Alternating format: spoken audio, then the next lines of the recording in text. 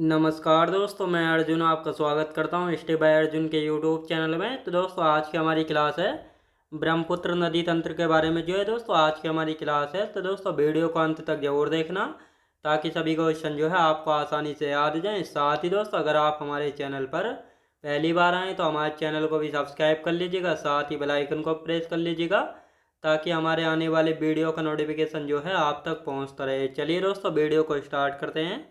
तो आज की क्लास में हम जानने वाले हैं दोस्तों ब्रह्मपुत्र नदी तंत्र के बारे में यहाँ पे जानेंगे और यहाँ पे आप सब लोग जो है हेडिंग डाल लेंगे। अब 2 मिनट जो है कल की क्लास का रिवीजन करते हैं। कल की क्लास में हमने पढ़ा था सिंधु नदी तंत्र के बारे में। सिंधु नदी तंत्र की यदि हमने बात की थी तो इसका उद्गम कहाँ से होता है, कहाँ से दोस्तों? अगर झील पूछा जाएगा मानसरोवर झील से या बोखरचू ग्लेशियर से, तो ये आपको अच्छे से याद रखना है। बोखरचू ग्लेशियर कहाँ पे पड़ता है? ये पड़ता है कैलाश पर्वत में। याद रखें दोस्तों, तिब्बत में जो है पड़ता है।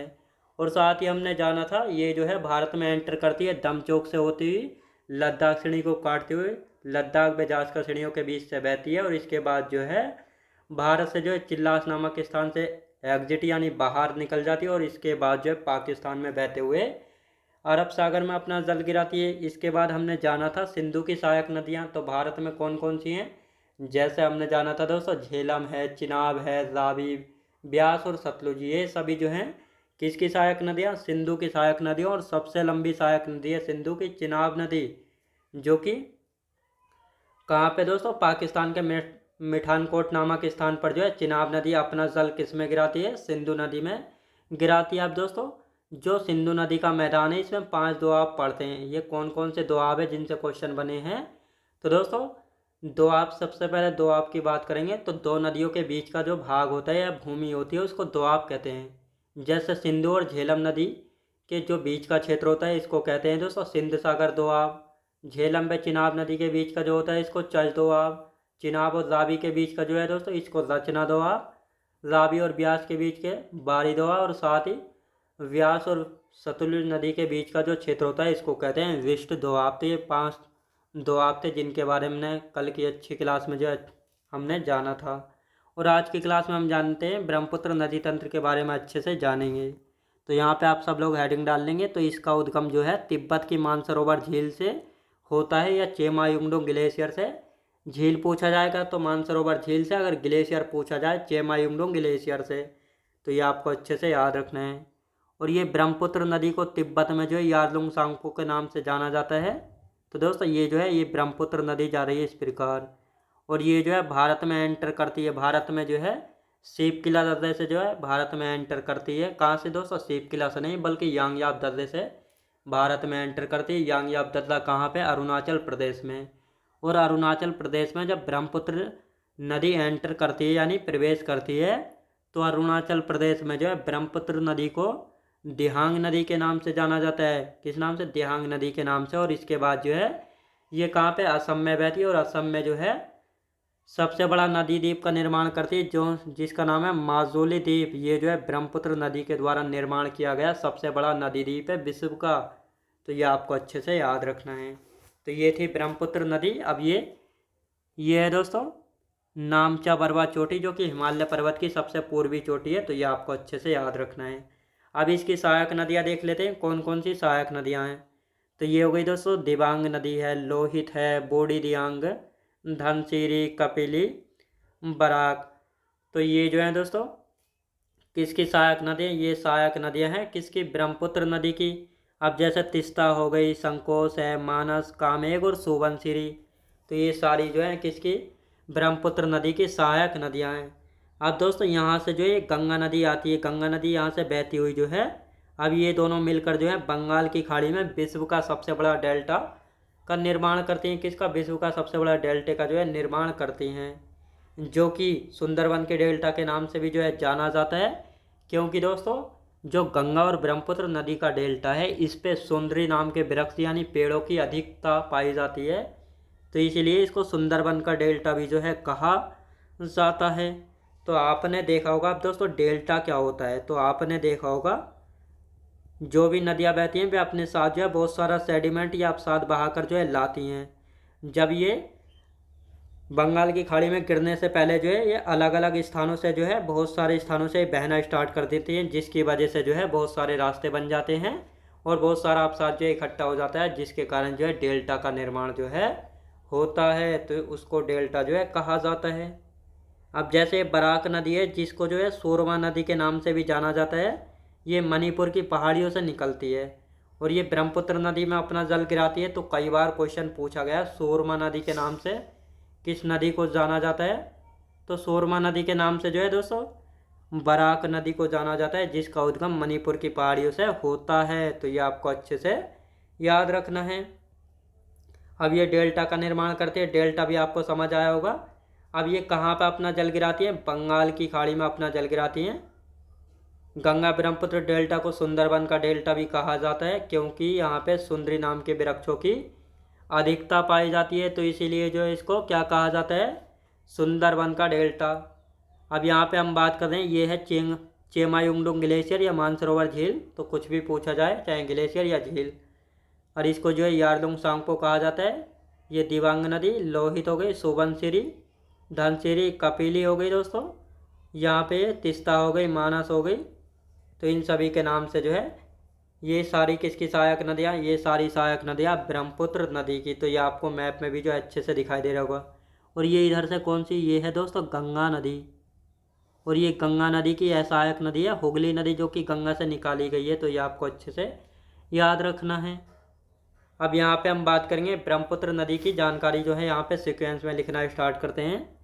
तो यहाँ पे लिखेंगे ब्रह्मपुत्र नदी। तो ब्रह्मपुत्र नदी की यदि हम बात करेंगे तो इसका उद्गम यानी ओरिजन, दोस्तों उद्गम यानी ओरिजन, जहाँ से नदी स्टार्ट होती है तो उसको उद्गम हम कहते हैं। तो मानसरोवर झील से, कैलाश पर्वत से, चेमायुंगडुंग ग्लेशियर से। यहाँ से 3 प्रकार से क्वेश्चन बनता है, किस ग्लेशियर से, किस पर्वत से या किस झील से।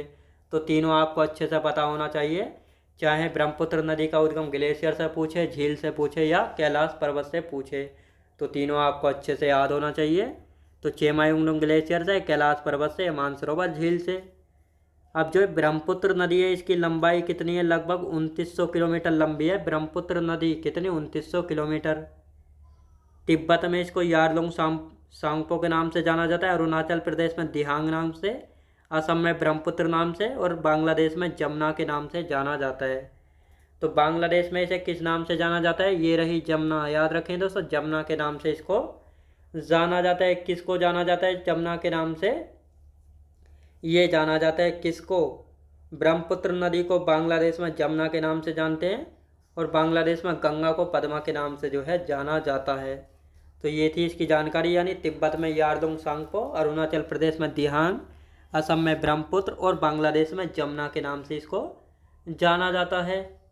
अब यहाँ पे हम बात करेंगे ब्रह्मपुत्र नदी, माजुली द्वीप जो कि असम में है, विश्व का सबसे बड़ा नदी द्वीप है जो कि नदी के द्वारा बनाया गया है।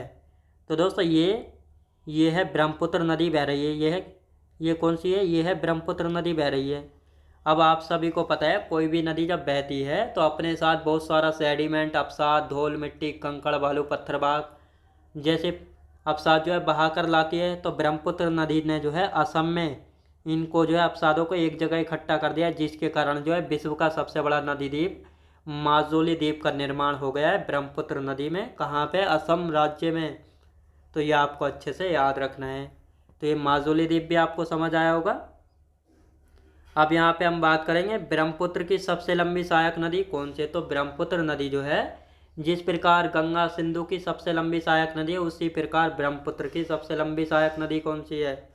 तो सुबनसिरी जो है ब्रह्मपुत्र नदी की सबसे लंबी सहायक नदी है। अब इसकी बाएं हाथ की सहायक नदी है, यानी जो कि ब्रह्मपुत्र नदी में बाएं तट से यानी बाएं तरफ से आके अपना जल गिराती हैं, जैसे दिबांग हो गई, लोहित है, धनसिरी, कपिली, बराक और वोडी दिहांग। ये सभी जो है ब्रह्मपुत्र की बाएं तट की सहायक नदियाँ हैं, जो कि बाएं तरफ से ब्रह्मपुत्र में अपना जल गिराती हैं। दाएं तट की सहायक नदियाँ सुबनसिरी है, कामेघ है, मानस, संकोच और तिस्ता।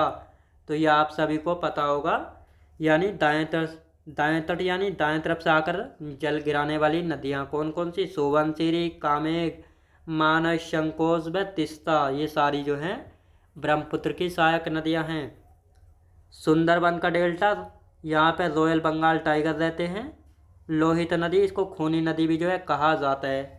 तो लोहित नदी की यदि बात की जाए, जो कि ब्रह्मपुत्र के बाएं तट की सहायक नदी है, इसको खूनी नदी कहा जाता है क्योंकि दोस्तों ये नदी जो है बहुत ही अशांत दिखती है और इस नदी के पानी में जो है लाल मिट्टी के कण दिखाई देते हैं, जिसके कारण जो है इस नदी का पानी लाल रंग का जो है दिखाई देता है। तो इसीलिए इसको खूनी नदी जो है कहा जाता है। किसको? लोहित नदी को जो है खूनी नदी के नाम से भी जाना जाता है। तो ये आपको अच्छे से याद रखना है।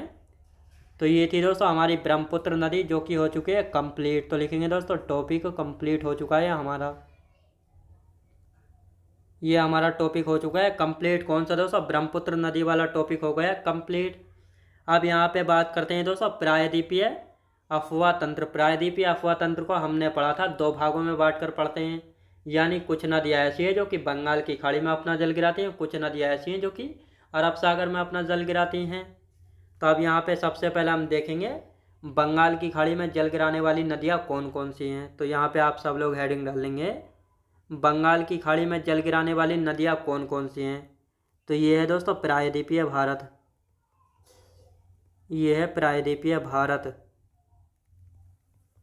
ये है प्रायद्वीपीय भारत। इधर है दोस्तों अरब सागर,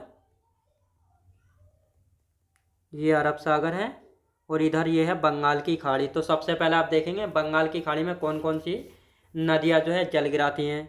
जैसे स्वर्णरेखा नदी है, बैतरणी नदी, ब्राह्मणी नदी, महानदी, गोदावरी, कृष्णा, पेन्नार, कावेरी, बैगई और ताम्रपर्णी।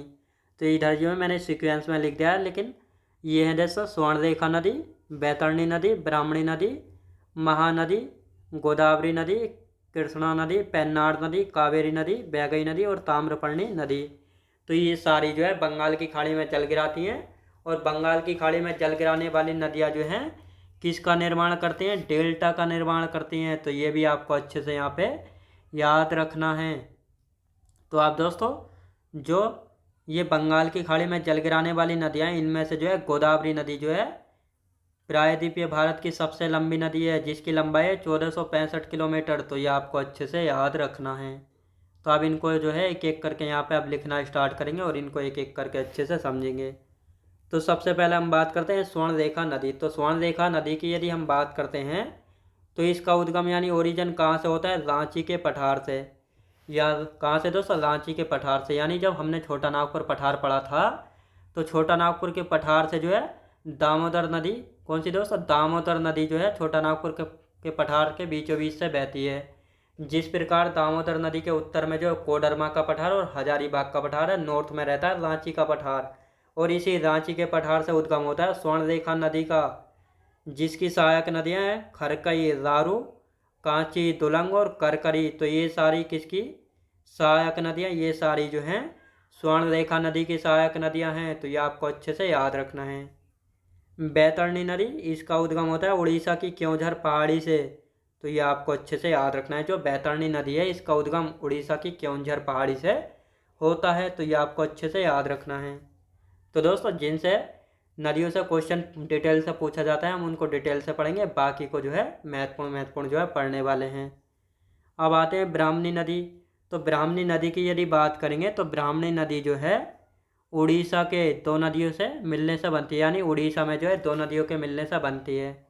तो उड़ीसा में जो है शंख नदी और दक्षिणी कोयल, ये दोनों नदियाँ जो है आपस में मिलती हैं, जिनके मिलने से जो है ब्राह्मणी नदी का उद्गम होता है। जिस प्रकार चंद्रा और भागा से जो है चिनाब नदी बनती है, उसी प्रकार शंख नदी और दक्षिणी कोयल के मिलने से जो है ब्राह्मणी नदी का उद्गम होता है। तो ये आपको अच्छे से याद रखना है। अब आते हैं महानदी। तो महानदी की लंबाई की बात करते हैं तो 851 किलोमीटर जो है महानदी की लंबाई है, जिसका उद्गम होता है छत्तीसगढ़ की सिहावा पहाड़ी से। तो जो महानदी है इसका उद्गम कहाँ से? छत्तीसगढ़ की सिहावा पहाड़ी से इसका उद्गम होता है महानदी का। महानदी की सहायक नदियाँ शिवनाथ, हसदेव, इब, तेल, मांड, जोंक और ओंग। तो ये सारी किसकी सहायक नदियाँ हैं? यानी महानदी की सहायक नदी शिवनाथ है, हसदेव, इब, तेल, मांड, जोंक और ओंग। साथ ही जो महानदी है इस पर जो है हीराकुंड बांध बना हुआ है, जो कि भारत का सबसे लंबा बांध है, याद रखेंगे। यानी हीराकुंड बांध जो है भारत का सबसे लंबा बांध है जो कि महानदी पर बना हुआ है। तो ये आपको अच्छे से याद रखना है। तो दोस्तों ये थी आज की हमारी क्लास। अब इससे आगे का जो बचा हुआ है इनको हम कल की क्लास में अच्छे से जो है पढ़ेंगे। तो दोस्तों मैं उम्मीद करता हूँ आपको वीडियो क्वालिटी कंटेंट वगैरह सभी कुछ आपको पसंद आया होगा। पसंद आया तो लाइक शेयर और सब्सक्राइब करना बिल्कुल भी ना भूलें। साथ ही दोस्तों अगर आप हमारे चैनल पर पहली बार आएँ तो हमारे चैनल को भी सब्सक्राइब कर लीजिएगा, साथ ही बेल आइकन को प्रेस कर लीजिएगा ताकि हमारे आने वाले वीडियो का नोटिफिकेशन जो है आप तक पहुंचता रहे। चलिए दोस्तों मिलते हैं नेक्स्ट वीडियोज़ में।